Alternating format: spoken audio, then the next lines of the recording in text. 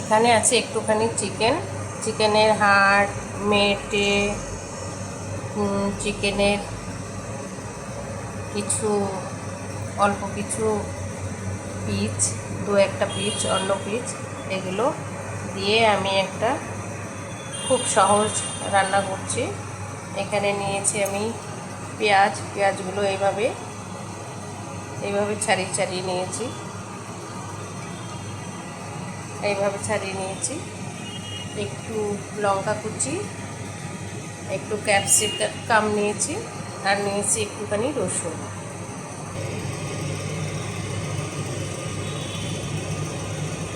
একটু তেল দিয়ে দিচ্ছি প্রথমে।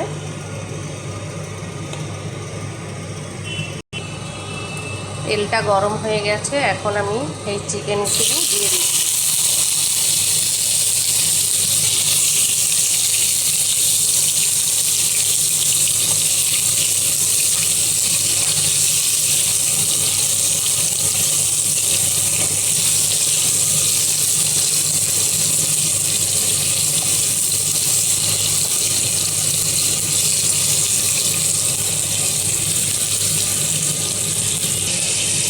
এখন আমি ঢেকে দেব, দিয়ে গ্যাসের ফ্লেমটা একদম লো করে নিয়ে প্রায় 5 মিনিট রেখে দেব। ঢাকনাটা উঠিয়ে ফেললাম। চিকেন থেকে জল বেরিয়েছে, এই জলেই কিন্তু চিকেনটা রান্না হয়ে যাবে, সিদ্ধ হয়ে যাবে। সিদ্ধ হওয়ার জন্য আমি আর একবার ঢেকে দেব।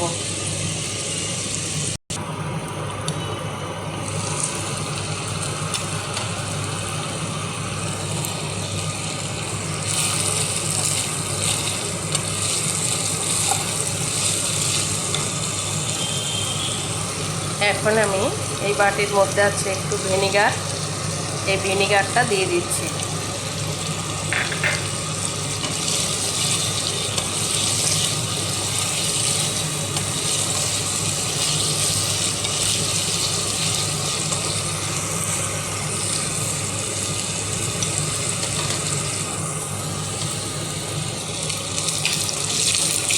ভিনিগার দেওয়াতে কিন্তু মাংসটা আরও সুন্দর, একটু ব্রাউন কালার হয়েছে, আর সিদ্ধও হয়ে গেছে, সুন্দর সিদ্ধও হয়েছে।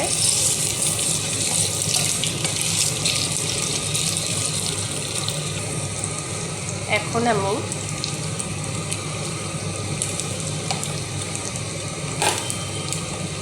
দিয়ে দেব এই কুচনো রসুন,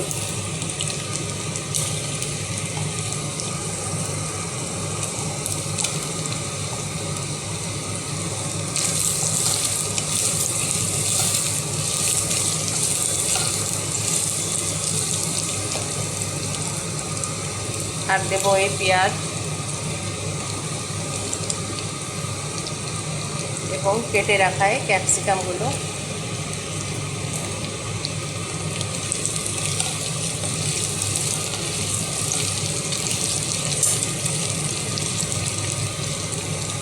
এক মিনিট ঢেকে দেব।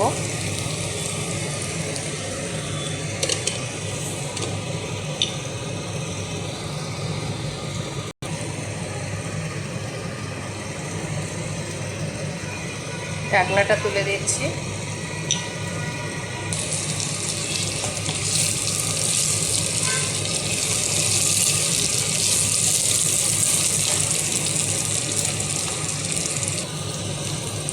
এবারে আমি দিয়ে দিচ্ছি লবণ,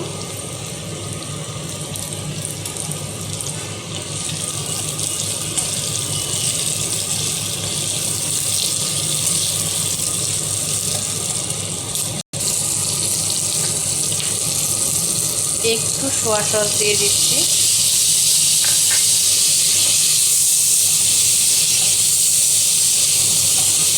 এই চিকেনে আমি কিন্তু কোনো মশলা ব্যবহার করিনি, গুঁড়ো মশলা বা কোনো মশলা, হলুদ গুঁড়ো, লঙ্কা গুঁড়ো কোনো কিছুই ব্যবহার করিনি। ওই জন্য আমি একটু সোয়া সস দিয়ে দিলাম। এবারে আমি কাঁচা লঙ্কা কুচিগুলো দিয়ে দিচ্ছি।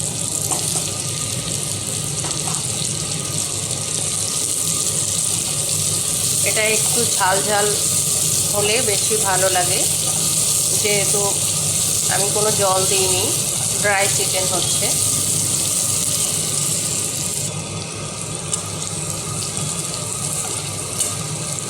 বা ভারী সুন্দর স্মেল। এখন আমি দিয়ে দিচ্ছি টমেটো সস।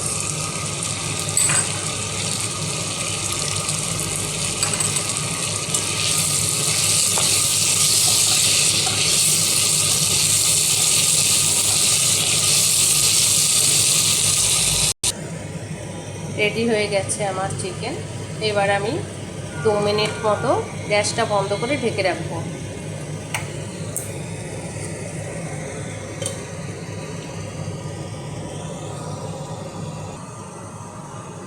রেডি হয়ে গেল আমার চিকেনের মেটে আর লিভার ফ্রাই, ড্রাই ফ্রাই।